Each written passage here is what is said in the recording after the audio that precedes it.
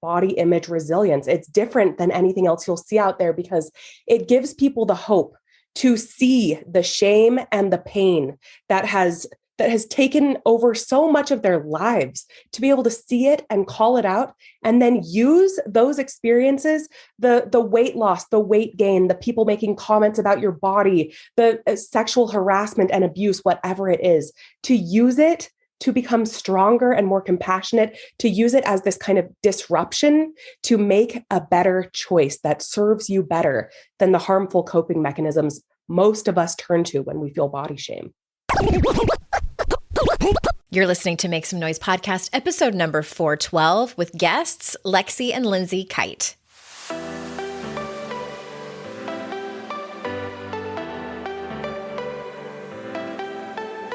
Welcome to Make Some Noise podcast, your guide for strategies, tools, and insight to empower yourself. I'm your host, Andrea Owen, global speaker, entrepreneur, life coach since 2007, and author of 3 books that have been translated into 18 languages and are available in 22 countries. Each week, I'll bring you a guest or a lesson that will help you maximize unshakable confidence, master resilience, and make some noise in your life. You ready? Let's go. Hello, everyone. Welcome to another episode of the podcast. I am so glad that you are here. I'm recording this as I have just come home from a conference, my first conference in 2 years. Yeah, 2 years since the pandemic. And whoa, I'm tired. The socializing really wore me out. It's very interesting how that worked. And if any of you have done anything in person that was with a lot of people, maybe it was a party or a wedding that you attended where it was meeting new people and the small talk and all of that, it was exhausting. I had to take a lot of breaks and have a lot of downtime. So I'm still kind of in that place of, oh, wow, I need to rest my brain. I need to rest my body. But that being said, I had a really great time. I met some fantastic people that I had known in the podcasting world. It was a podcast conference, and women that I had known in the world of podcasting for a long time, and finally got to meet them in person and hug them. It was super fun. I'm excited about today's guests. These are 2 women that I have known online. Speaking of having internet friends, I've known Lexie and Lindsay Kite for a long time, and we'll talk about that when you hear the conversation. And I wanted to just mention that tomorrow, October 28th, is my sister's birthday, but it's also the kickoff of Make Some Noise Confidence course. We start tomorrow, Thursday, October 28th. And if you're not signed up, but you're like, oh my gosh, I waited till the last minute, where do I go to join you? AndreaOwen.com/confidence. It is a low-cost group program. I wanted to have something that was affordable, where you could come in with a group of women, create a community, and I am leading it. We're having weekly calls. Of course, they are recorded in case you miss them, but we're going to do the book instead of just read it. We're going to Make Some Noise, and we're going to go chapter by chapter. I cannot wait to start this program. It's going to be amazing. The last thing I wanted to tell you was that, did you know that there's transcripts to each of the episodes? We started this several weeks ago. And if you missed something in the show and you wanted to go back and read it, you can go to my website, AndreaOwen.com, and find the podcast there. There's a search bar, and just something extra I want to make sure that you have. And for people who are hard of hearing, I wanted to make it accessible as well. All right. On with it. On with the show. Let me tell you a little bit about our guests today. It's a twofer. We have 2 guests, and let me tell you about them. Twin sisters, Dr. Lexie Kite and Dr. Lindsay Kite, received their PhDs from the University of Utah. Their academic research on media studies and body image inspired them to establish the nonprofit Beauty Redefined in 2009 to help women recognize and reject harmful messages about their bodies, worth, and potential, and redefine the meaning and value of beauty in their lives. Since then, Lexie and Lindsay have become leading experts in body image resilience and media literacy and have been featured in a variety of national publications and interviews. Today, they continue to build on their academic work and the passion it stoked for helping girls and women through Beauty Redefine's online body image resilience course and course facilitator program, and regular speaking events for thousands of people of all ages at universities, high schools, and community organizations. So without further ado, here are Lexie and Lindsay. Lexie and Lindsay, welcome to the show. Thank you. Hey. So happy to be here. I am so excited to have you. It's very rare that I have two people on together at the same time. And you are the first twins that I've ever had on. So congratulations. Thank you. We'll take that honor. Setting the standard. And we were chatting a little bit before the show, and I found you two online about a decade ago when you were still in school. I don't even know if you were getting your PhD yet. You were probably still in grad school. It was many we were getting our PhD.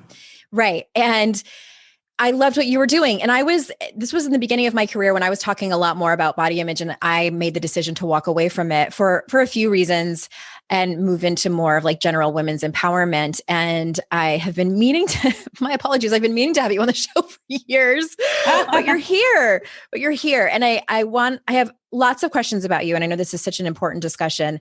And so your book is called, it's not out yet, right? Oh, it's out. Yep. It is out. Okay. 29th, 2020. Yep. Your first book. Okay. That's right. It is called More Than a Body. Your Body is an Instrument, Not an Ornament, where you take on topics of body image, body positivity, and basically a reclamation of a woman's body. So let's start from the very beginning. And what inspired you two to write this book? Yeah. Well, Lexie and I grew up being extremely fixated on our looks. So as identical twins, as you can probably imagine, when people would meet us, or even if they would see us for the first time in a week or whatever, people would scan us up and down and then look back and forth and compare us to see who was different. And they would always call out whatever differences they saw to try to help them differentiate between the two of us. Oh, wow. And so it created this unbelievable competition between us, but also this really overt awareness of how we looked and how everyone was constantly evaluating and monitoring how we looked. And I think that really led to a real fixation on beauty, weight loss, things that a lot of teenage girls really get hung up on starting in middle school. It was very much us. And the way that we first found our ways into this whole career is that we were freshmen in college, and we both took a class separately that was on media literacy. How to recognize media messages and the ways they're engineered the way they are to influence you in the way you perceive the world. We were so struck individually by this whole section about how women were represented and about how the very limited ways we see women, what they're valued for, how they appear, what they're doing, all of that had really shaped this ideal in our minds of how we needed to be and appear in order to be happy and successful and loved and all that. And it was honestly like this shared twin goosebump experience where we were both overwhelmed with this feeling that we had been so impacted by this. This obsession with how we look had really held us back from a lot of happiness and things we could have been doing with our lives. And that's where we made the decision to move forward, really learning about it, not only how and why women are affected so much by these messages, but most importantly, how we can help women recognize them and work their way out of it through what we call body image resilience. Body image resilience. Okay. And so so you took this class and it kind of changed your life. And did you then decide, like, I'm going to dedicate my college career to studying this? Like, what did the conversation sound like between the two of you? It was we went back to our shared dorm room our freshman year, talked about the first day of this class we took separate sections of to not be such twins. And we both realized, like, this is it. This really spoke to us. And we didn't know exactly how we were going to get there. We knew we wanted to help women break free from this body shame and fixation on appearance. And that took us down this path of 10 years of college each. The doors just were thrown open for us to get there. We had dual fellowships to go to the University of Utah to get our master's and our PhDs. And that was now, 8 years ago at this point. And we founded our nonprofit, Beauty Redefined, at that point, based on this shared research that helped people develop strategies to break free from this feeling that they were defined by and confined by their bodies. That led us down this kind of like public activism work that we've been doing for many years online through Beauty Redefined. And a few years ago, a literary agent reached out to us and said, "I'm a big fan of your work. I think this needs to be a book. Let's make it happen." And thankfully, we shopped the book around. It went up for auction. We got a really life-changing deal to get our work out to the world. And that work is body image resilience. It's different than anything else you'll see out there because it gives people the hope to see the shame and the pain that has taken over so much of their lives, to be able to see it and call it out, and then use those experiences, the weight loss, the weight gain, the people making comments about your body, the sexual harassment and abuse, whatever it is, to use it to become stronger and more compassionate, to use it as this kind of disruption to make a better choice that serves you better than the harmful coping mechanisms most of us turn to when we feel body shame. It's interesting to me as I just turned 46, and I think I assumed maybe like when I was in my 20s and maybe even in my 30s that once I got to my 40s, that myself included, and that we would care less about this and it would be less of a topic of conversation. There's a Facebook group that I'm in. You know where this is going, right? There's a Facebook group I'm in for Peloton, and it's I won't say what it's called, but it's only for women in their 40s, and it's fantastic. It's such a great resource for like perimenopause and parenting things and all the things. And I can't believe how much women are still talking about their weight in their 40s. It's infuriating to me as someone who's in the women's empowerment industry and as a fellow human woman who identifies as a woman, who I'm so tired of myself being fixated on it. And I have done some work, and also seeing other women spend their time and energy and resources on something that most people don't give a shit about. Like most people don't care about, and it's easy just to say that, like no one really cares about what your body looks like, but we have been conditioned and socialized to care so much. And that's the thing that pisses me off. Oh, totally. We really talk about this body image stuff as the final frontier for women, because what you're describing is women who are probably very successful in other aspects of their lives. Yes, they're taking care of their health and fitness. They're getting it at their careers. They're in relationships, taking care of families, really living fulfilling lives. And yet so much of their happiness, their day-to-day, their mental and physical energy is dedicated toward what they're eating, what their bodies look like, what they need to fix about their bodies before they can qualify to live their best lives and feel their best and finally be confident.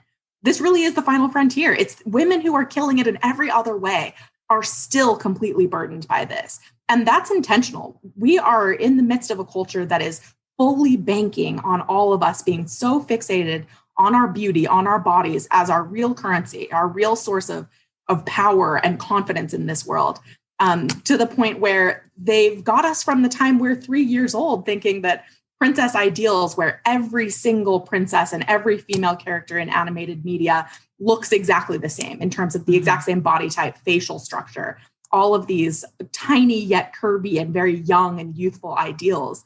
We buy into those when we're extremely young, and we will continue to buy into them for the rest of our lives, to the point where we're 95 years old and we're still buying the same wrinkle cream and counting our carbs and our sugars and everything, because we are so fixated on this, our bodies being the key to who we really are. And if I can jump in. Yeah, go ahead, Lexie. In our book, More Than a Body is set up dedicated to helping people see when they split from themselves when they were little. It's this thing called self-objectification. When you live in a world that objectifies your body from every conceivable angle and asks you to do the same, to cut yourself into parts in need of fixing, to look at yourself as just a compilation of things that need to be constantly worked on. That leads you to self-objectify. That means that you are living and you are picturing yourself living. You are monitoring yourself according to your worst fears of what somebody else might be thinking when they look at you. That's on purpose. This culture sets us up to self-objectify our lives away. Even the most self-actualized among us are doing this. We're picturing ourselves living, and all of our research shows that when you're in a state of self-consciousness, then you perform worse. You perform worse in testing, like a physical fitness test. You can't get into a flow state. You can't lift as heavy of weights. Reading comprehension is lacking, math tests, and on and on and on. So in our book, we ask people to think about when they were young, when did they catch themselves slipping from their bodies to evaluate themselves? For most of us, that happened when we were really young, when we heard our mom say, I can't eat that, I'm on a diet. I don't like seeing the cellulite on the backs of my legs. Or when we go to school and we hear the other girls being bullied for being too thin or too big or too black or too pale or whatever the thing might be. We ask people to consider, when did that happen and how can we reunite again and again with ourselves every time we feel ourselves slip away? It's the only way we can actually be liberated. Wow. I need a moment. I think that people listening are probably thinking of their first time, if they can remember a specific moment. I know for a lot of women, their mothers and grandmothers and older sisters and aunts were talking about dieting, picking apart their own bodies, picking apart other women's bodies, et cetera, et cetera. And when I was first going through this journey, I didn't have that experience. I don't ever remember my mom being disparaging about her own body or other women's bodies.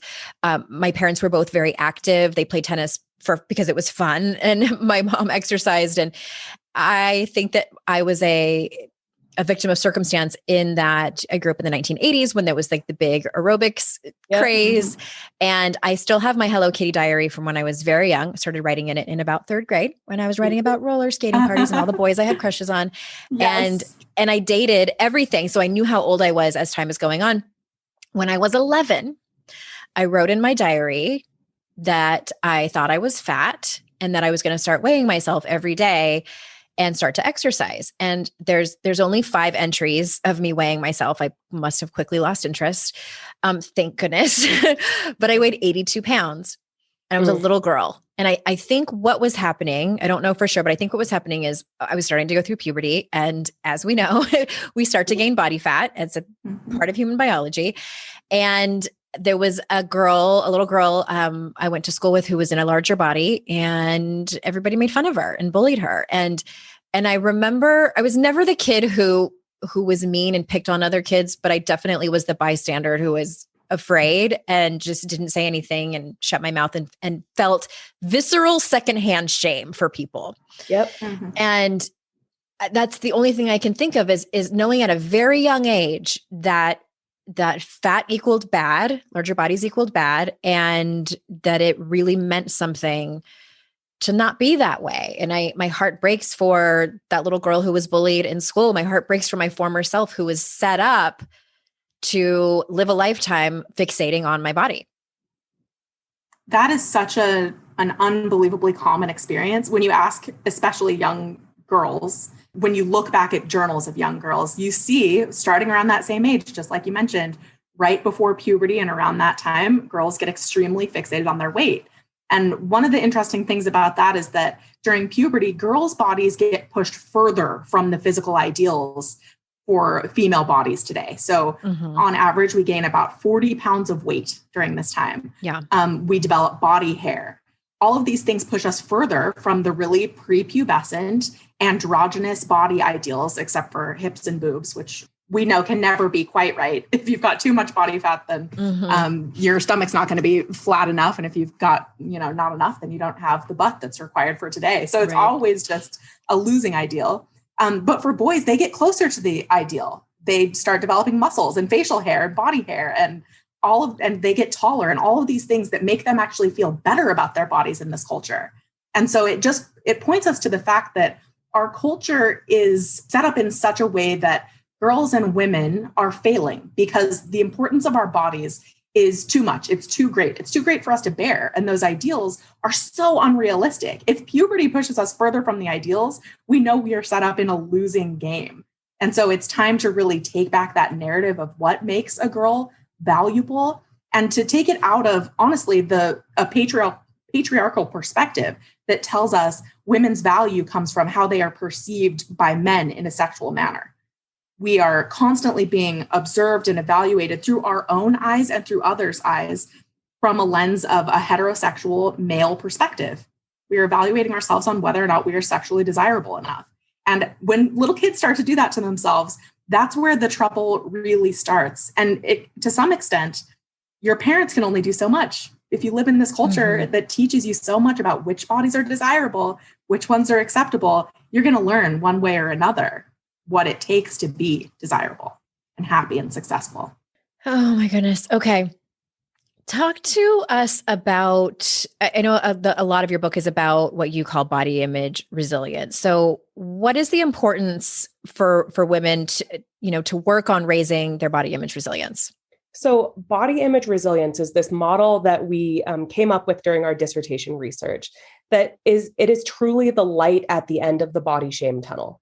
Body image resilience is built on and banks on the fact that we will continuously face opportunities for body shame.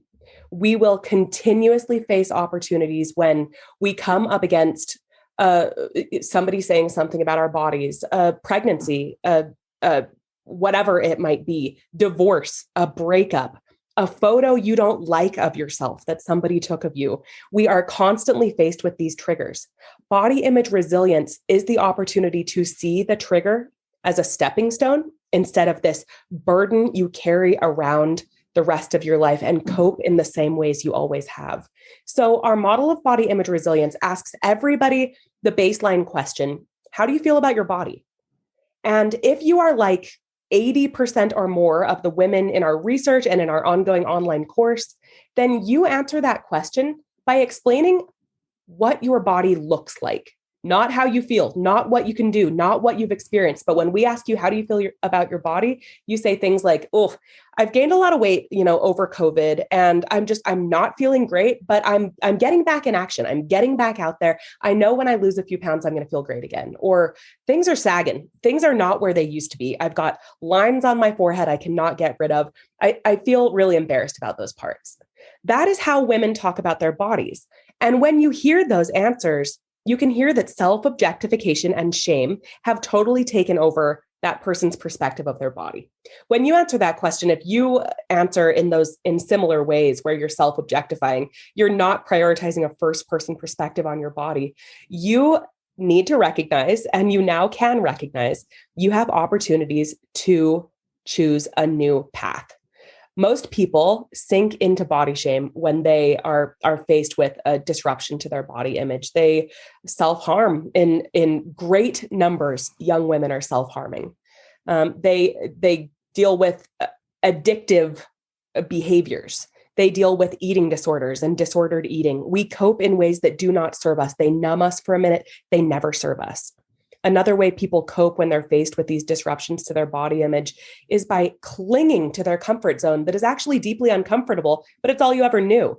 You find that you don't like yourself. And so you think, okay, I need a new wardrobe.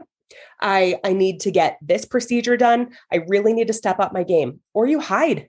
So many of us sit on the sidelines of our lives because we think we don't qualify to be seen yet. We write in our book, we get personal. It was a scary book to write because it's not just research, it's personal. We share journal excerpts too. We share our experiences of quitting competitive swimming when we were 16 because we were too self-conscious of the cellulite on our legs. And it took years to come back through body image resilience to realize that our bodies are instruments, not ornaments, to choose that path again and again. That path, the third path, the one that we teach people through this model, is to rise with resilience. You can use a million strategies to get there, but every time you face that shame, you know that you have the opportunity to choose a new way of being that serves you, that brings you back home to yourself, instead of stuck in that place of watching yourself from afar, ashamed of what you look like, fixing your days away. I'm just seeing my life flash before my eyes over here. That's why I'm so quiet. Which so many people, I think, listening probably are. I'm interrupting this conversation to bring you a few words from some of our sponsors. Self-care is more important than ever. And recently, I've been loving an Ayurvedic company that is helping me take my self-care to the next level, and that is Banyan Botanicals.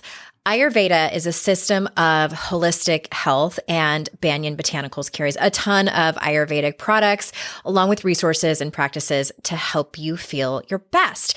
Their products are now a staple in my daily routine. I keep them in my desk drawer, so I always see them and I don't forget to take them.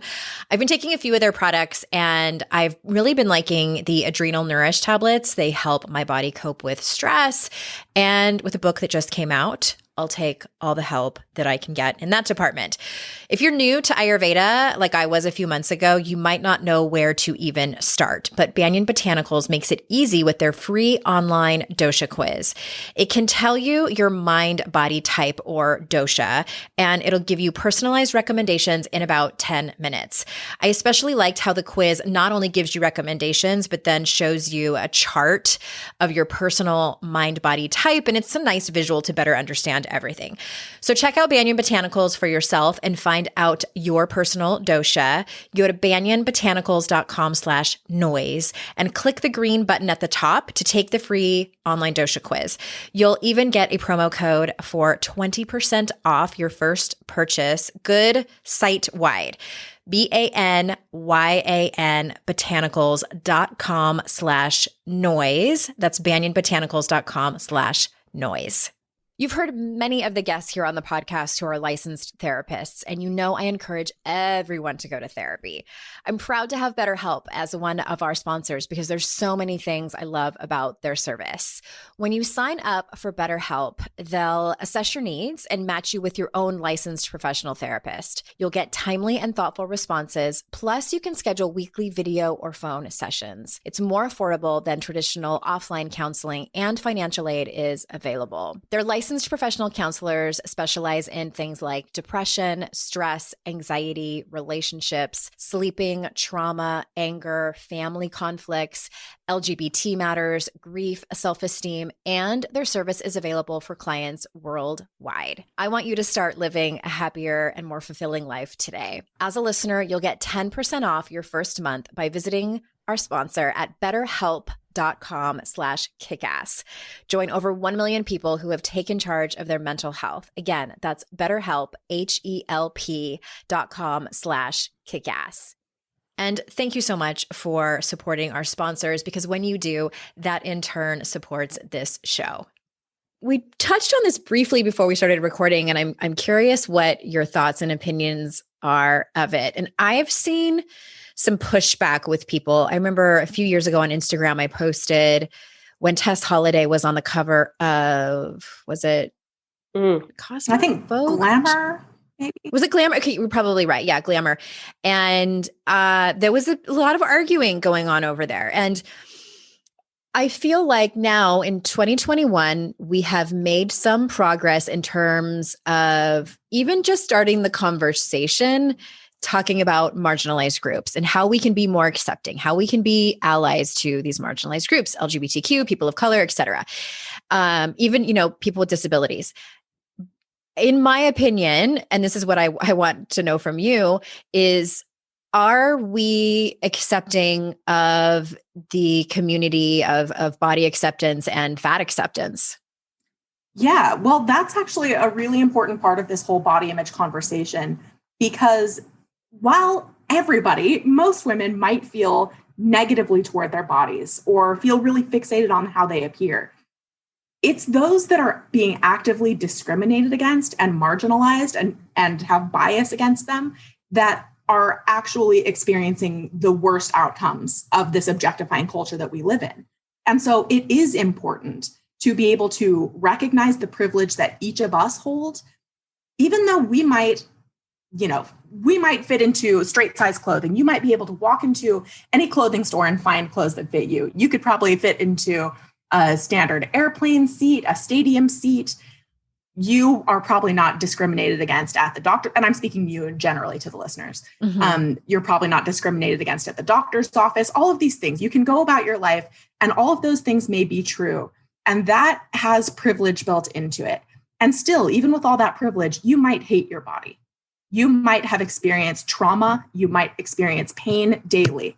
And all of those things still put you in a different class than somebody who is in a marginalized body that maybe feels terribly about their body and experiences similar pain and trauma, and also has that inflicted upon them from the outside, from other people's judgments, from discrimination in employment and hiring, at the doctor's office, and in dating and everywhere else in their lives.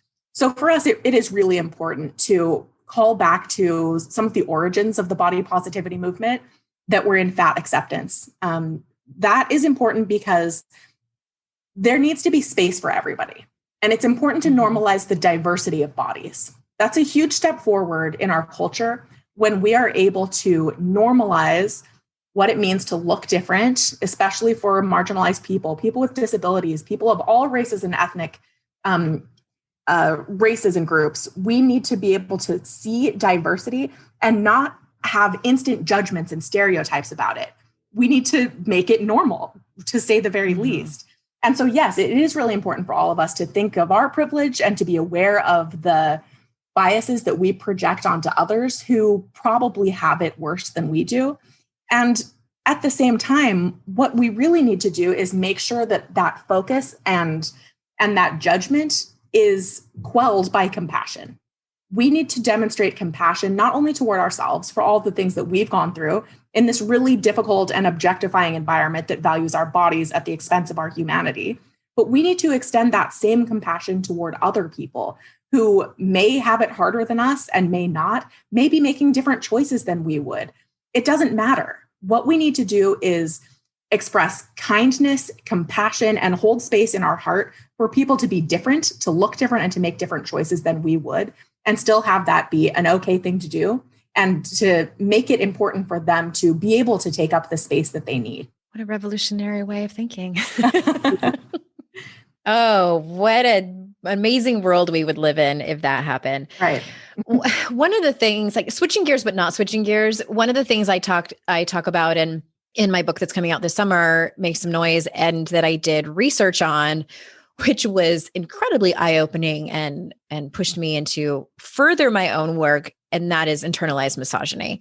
And one of the things that I was reading about is, the ways that internalized misogyny manifests is chronic dieting. So I'm curious, because you two are much better experts at this than I am and have done much more studying. What are your thoughts about that?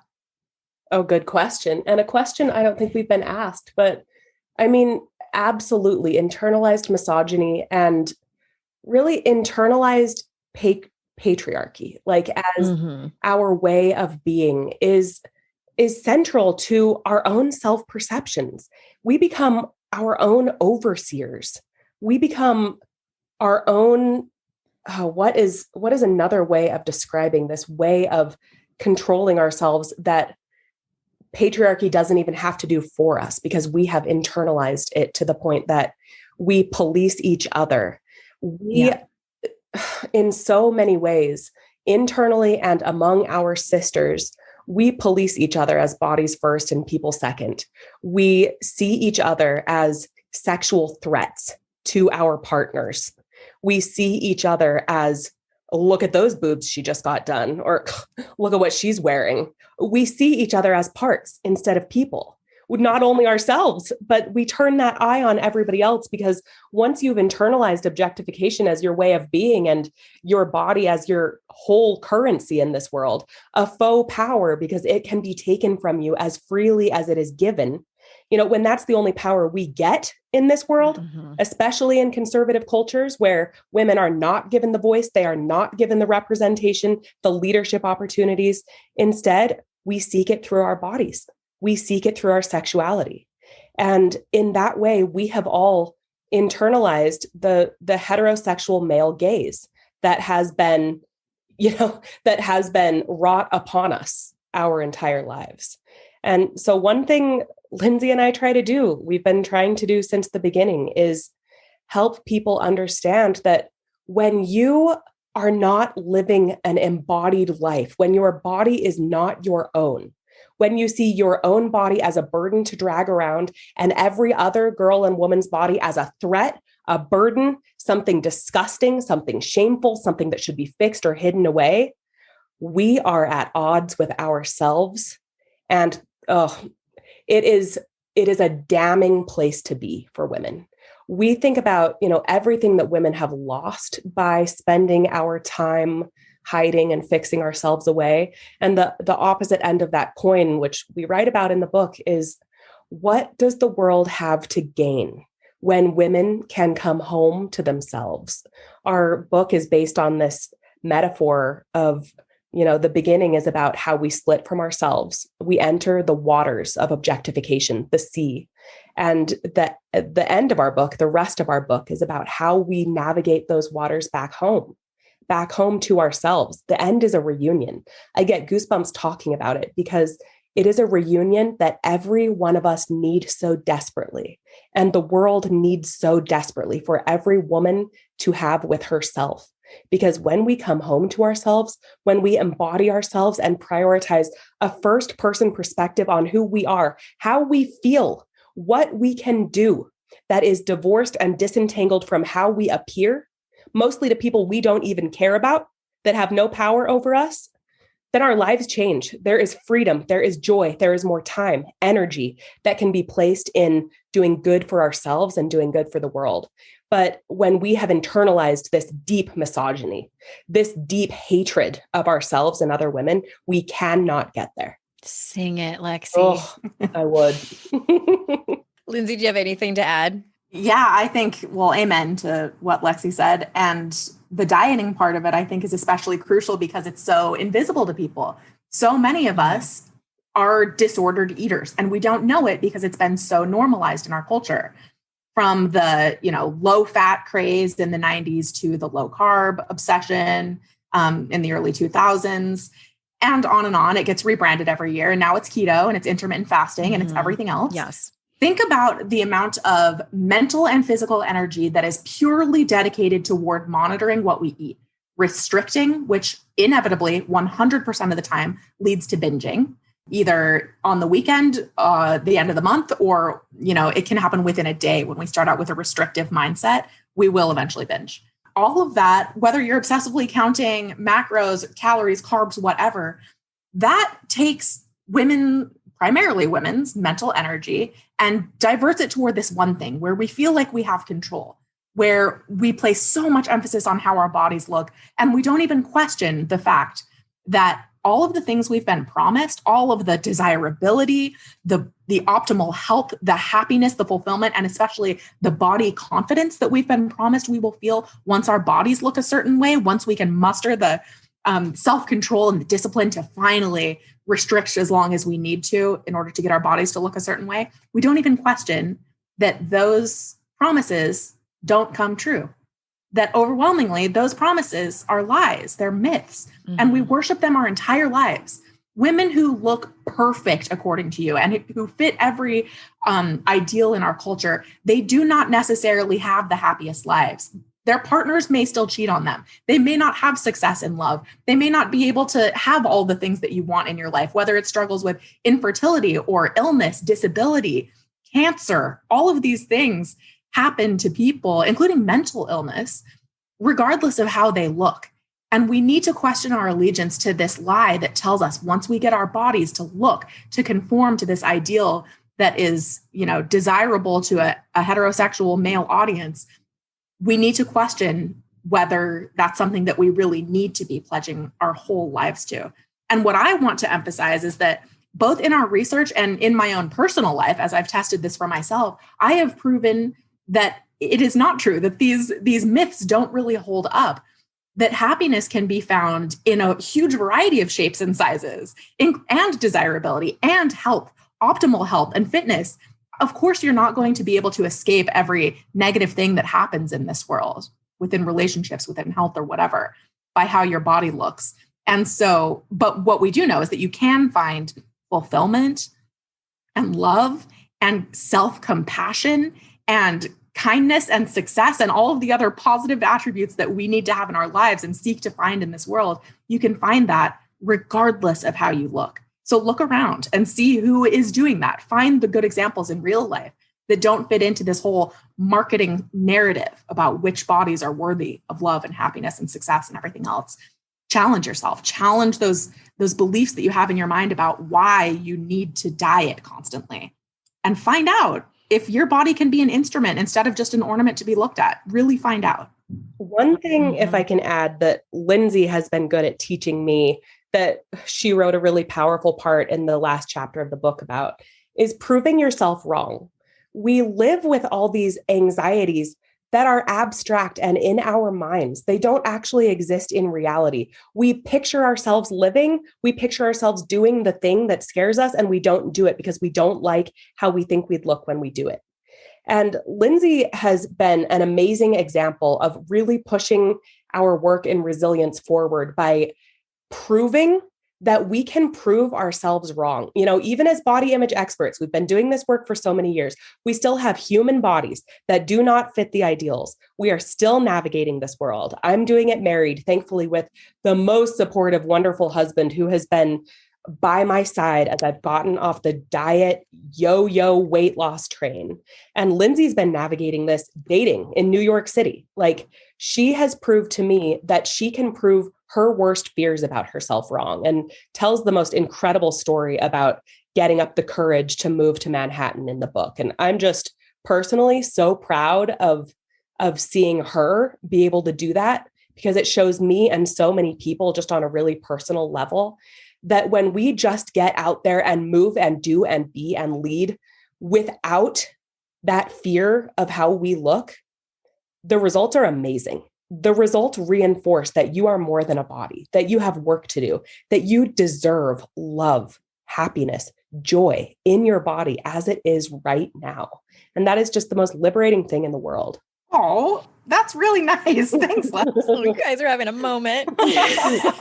They're few and far between. So that's true. Oh. This is rare.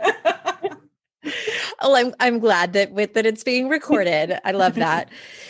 There's so much that I want to touch on and underscore, and a couple of things to add. One of the things that was very interesting to me that I wrote in my last book is the whole concept of punishment versus reward. In our patriarchal culture, we as women are rewarded for fitting into this quote unquote box of conformity, you know, from being accommodating to making other people, especially men, comfortable, putting everyone else before us. And that also includes the way that we look. You know, we are rewarded if we are white and thin and our hair is a certain way, et cetera, et cetera. And my point is that I have compassion if it feels incredibly uncomfortable for people to even think about challenging those norms, because we are rewarded for it. And we are rewarded a lot of times with the feeling of safety, the proximity to white men. And personally, it has been a journey that I'm still going through. And part, I think the first step was really looking at that punishment versus reward, and being at a place where I could admit how incredibly uncomfortable it is.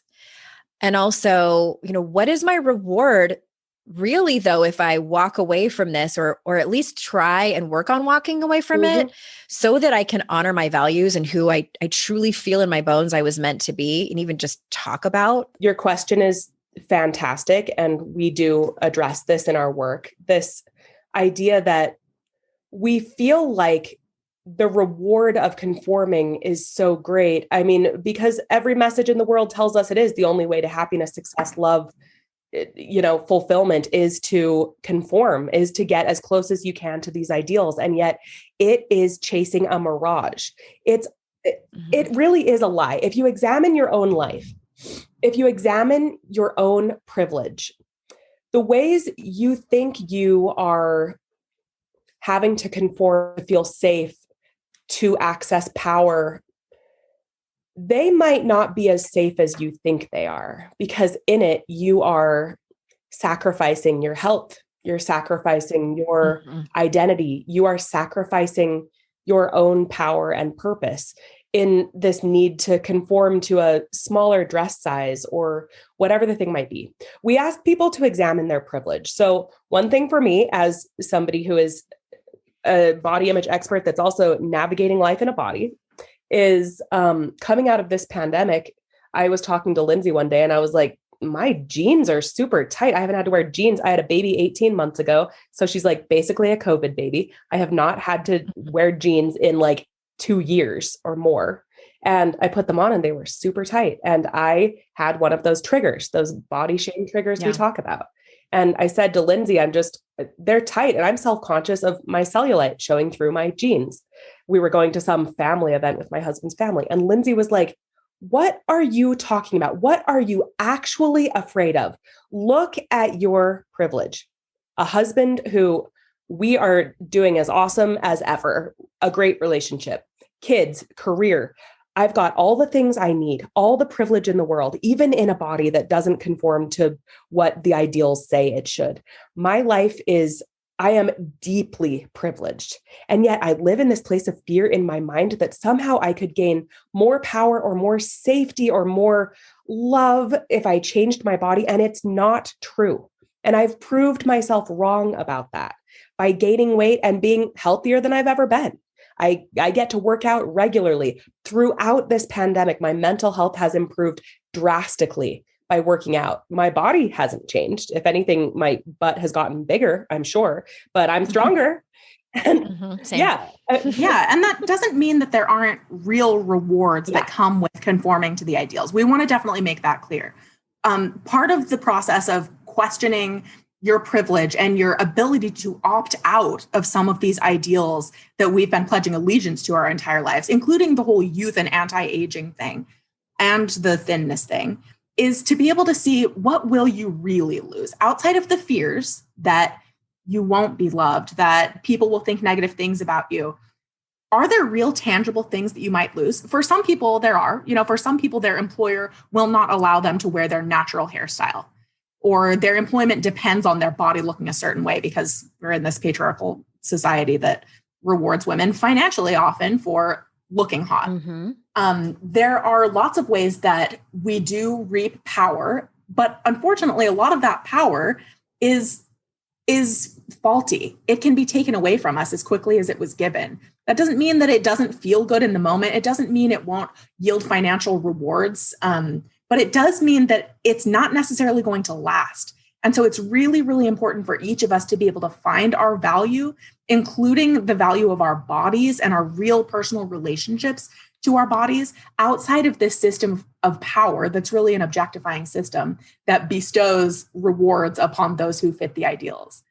Because again, that's a bit of a losing game. So those who do have the privilege to know that your partner's still going to love you, is still going to be with you through this, even if you do gain some weight, getting off the yo-yo diet cycle, or even if you do forego the anti-aging procedures that you've already started or that you've been planning to do, that the people who really matter in your life, your employer, your family members, your friends, they're not going to like you any less or value you any less if you do start to age. In fact, what you may be doing is setting a new example for people who need to see some reality. Just preserve that a little bit in a world where we don't get to see it very often. Yes. One of my dear friends who was going through her own body image resilience process with a therapist because, she realized she had been chronic dieting her entire life. And she told me something really interesting that I don't think I ever have done. I may have unconsciously, but I feel like this is probably very common.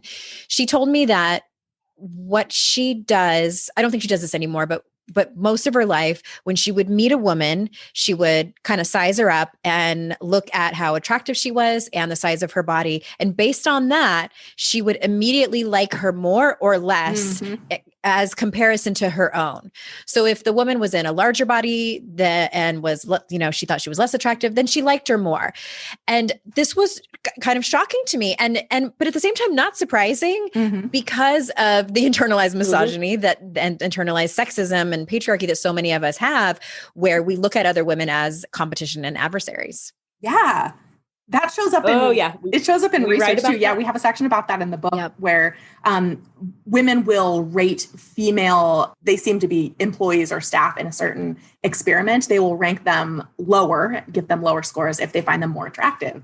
And this happens among young girls too. It's a very real phenomenon. And absolutely is an extension of this patriarchal idea that we are in competition for resources that are limited. And that's, attention, validation, attraction, love, all of this kind of stuff. And so much of it is really just a myth. We're not really in competition with each other. Well, let me ask you something, because I only read a little bit of the research, and what research, and I can't remember exactly who it was that was talking about this. And this particular woman said that the studies show that, unfortunately, yes, some of it is biology, that we are hardwired to be competitive with each other, but most of it is learned and is mostly nurture.